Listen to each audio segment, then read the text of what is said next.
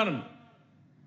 పోయిన సంవత్సరం దగ్గర 6,282 టీఎంసీ నీళ్లు గోదావరి కృష్ణాలో సముద్రంలోకి వెళ్ళాయి.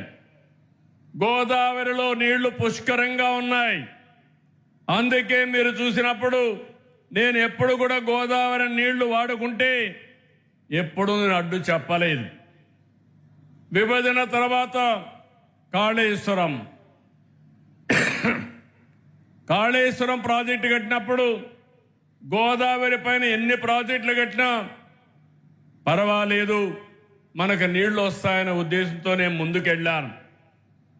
గడిచిన 40 సంవత్సరాల్లో 3,000 టీఎంసీ నీళ్లు గోదావరి నుంచి సముద్రం లేకపోతున్నాయి. పోలవరం ప్రాజెక్టు పూర్తవుతుంది.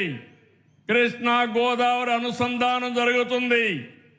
నా జీవితంలో ఒకటే కోరిక, ప్రపంచంలో తక్కువ నీటి వినియోగం చేసే దేశం భారతదేశం. ఎన్నో సంవత్సరాలుగా పోరాడుతున్నా, ఎన్నో సంవత్సరాలుగా ప్రయత్నం చేస్తున్నా, గంగా కావేరి కలవాలి, దేశంలో నీటి సమస్య పూర్తిగా పరిష్కారం కావాలనేది నా అభీష్టమని మరొక్కసారి మీ అందరికీ విజ్ఞప్తి చేస్తున్నాను. అదే సమయంలో ఆంధ్రప్రదేశ్లో ఉండే నదులన్నీ కలపాలి. తెలంగాణలో గోదావరి నీళ్లు కూడా వాడుకోవాల్సిన అవసరం ఉంటే వాడుకోవాలి. తెలుగు రాష్ట్రాల మధ్య విద్వేషాలు కాదు, సమైక్యత అవసరం. ఒకరినొకరు అర్థం చేసుకోవాల్సిన అవసరం ఉంది.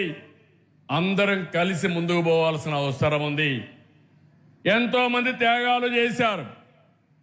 ఇది రాజకీయ వేదిక కాదు కాబట్టి నేను అన్ని విషయాలు మాట్లాడను.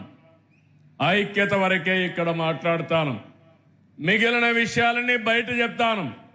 కానీ నా జీవితాశయం ఒకటి, నీటి విషయంలో కానీ సహకారంలో కానీ తెలుగు వారందరూ కలిసి ఉండాలి. ప్రపంచంలో ఎక్కడున్నా మనల్ని గుర్తించేది ఏకైక భాష, అది తెలుగు భాష.